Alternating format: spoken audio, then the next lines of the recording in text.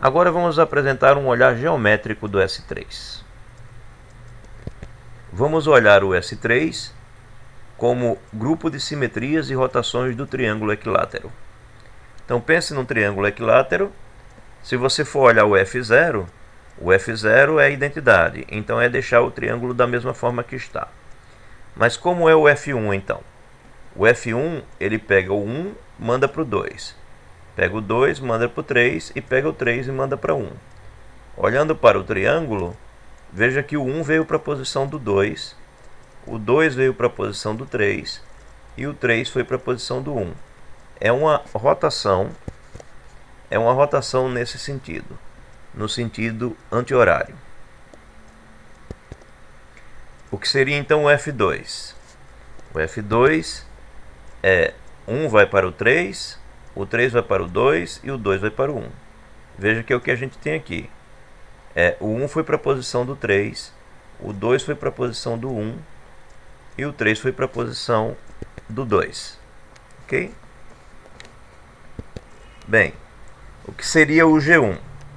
O G1, a ideia é essa aqui. A gente fixa um eixo e gira o triângulo. Então você fixa o eixo que passa no 1, assim o 1 fica fixo, e troca a posição do 3 e do 2. Essa é a ação do G1. O que seria o G2? É girar o triângulo nesse eixo que fixa o 2. Fixa o 2 e o 1 e o 3 mudam de posição. Isso seria uma representação geométrica do G2. E o G3? O G3 você fixa o 3 e gira o triângulo, mudando a posição do 1 e do 2. Ora, se a gente faz isso com um triângulo, é natural que a gente pense em fazer isso com um quadrado. E isso de fato é possível.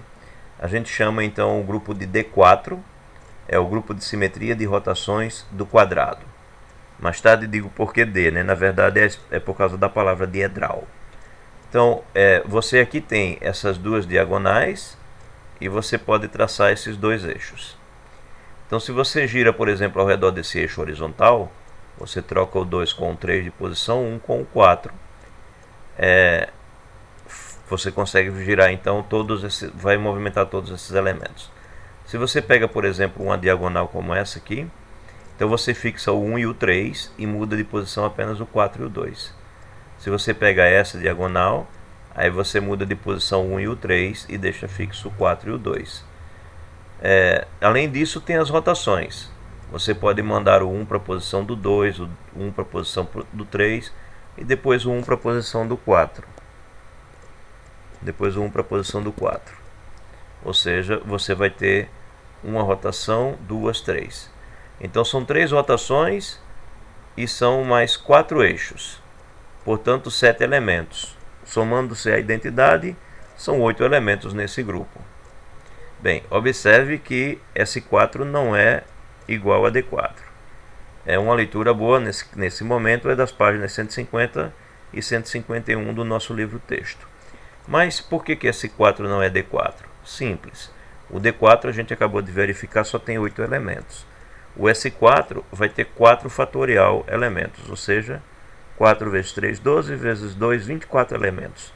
Então, enquanto o D4 tem apenas 8 elementos, o S4 tem 24 elementos. Portanto, não tem como serem iguais.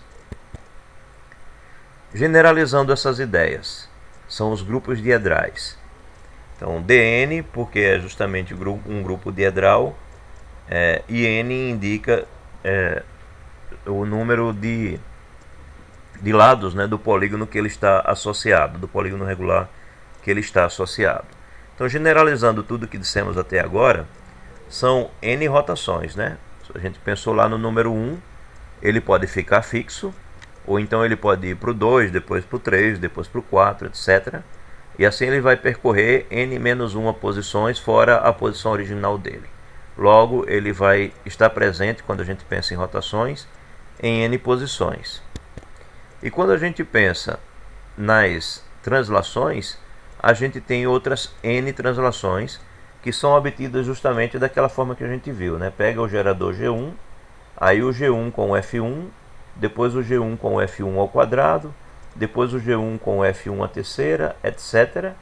até atingir o G1 aplicado no F1 elevado a n menos 1, né? Já que a gente começou aqui com F1 elevado a 1, nós temos n menos 1 elementos aqui e, somando G1, temos outros n elementos. Então, como são n translações e n rotações, nós temos 2n elementos e por isso o nome diedral, tá certo? Diedral de 2, né? Do fato de terem o dobro da quantidade n de lados do polígono regular que a gente usa como referência para uma interpretação geométrica. Então é o dobro dessa quantidade e por isso o nome diedral. Dizemos que Dn é um grupo diedral de grau n. Particularmente você observa que D3 é S3 porque 2 vezes 3 dá 6 e 3 fatorial também dá 6. Porém o D4 não é o S4 porque, como já comentamos, 2 vezes 4, 8 e 4 fatorial dá 24. Vale observar que as rotações, quando a gente observa para as rotações, elas formam um grupo. Bem, por que elas formam um grupo? Porque a composição de rotações dá outras rotações. Mas quando a gente pensa nas translações, não forma um grupo, não é um grupo. Por quê? Porque a composição de duas translações pode, na verdade, dar uma rotação. Antes de falarmos em subgrupos, vamos a um último exemplo geral de grupos. Se a gente conhece dois grupos, um grupo G e um grupo L, com as suas respectivas operações, a partir deles podemos construir outro grupo, um terceiro grupo. Basta para isso você definir uma operação entre os pares de elementos pertencendo a esses grupos aqui, respectivamente. Então, se você pensar em dois pares de elementos, onde o primeiro elemento pertence ao grupo G e o segundo elemento pertence ao grupo L, você pode definir uma operação entre esses pares de elementos dessa forma. Na primeira entrada, a operação entre os elementos do grupo G. Na segunda entrada, a operação entre os elementos do grupo L. Isso de fato é um grupo. E como é que a gente mostra que isso é um grupo? Vamos verificar. De fato, o elemento neutro vai ser o par formado pela primeira entrada sendo o elemento de G e a segunda entrada sendo o elemento neutro de L.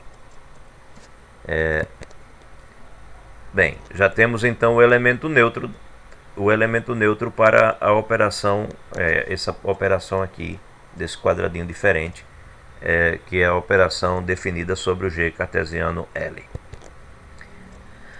Bem, dado o AB pertencente ao cartesiano G por L, se nós pegarmos o inverso do A na primeira entrada e o inverso do B na segunda e formos operar dessa forma, nós teremos esse elemento que é o elemento neutro da operação que nós acabamos de definir.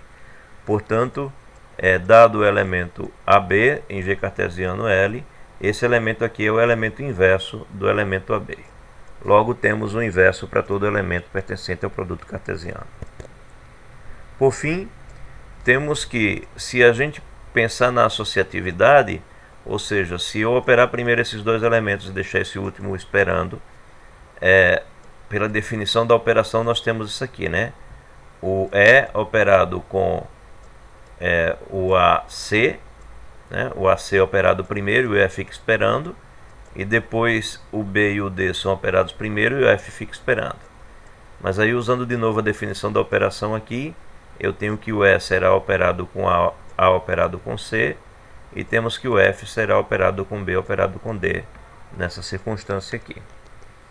Ora, mas como cada lado aqui são elementos do mesmo grupo, aqui são elementos do grupo G e aqui elementos do grupo L, as operações são associativas, então eu posso mudar a posição dos parênteses dessa forma. Mas quando eu mudo a posição dos parênteses dessa forma, usando de novo a definição da operação quadradinho aqui, você pode deixar o AB fora, colocá-lo em evidência, digamos assim, e dizer que isso é a operação quadradinho de AB com CE e DF.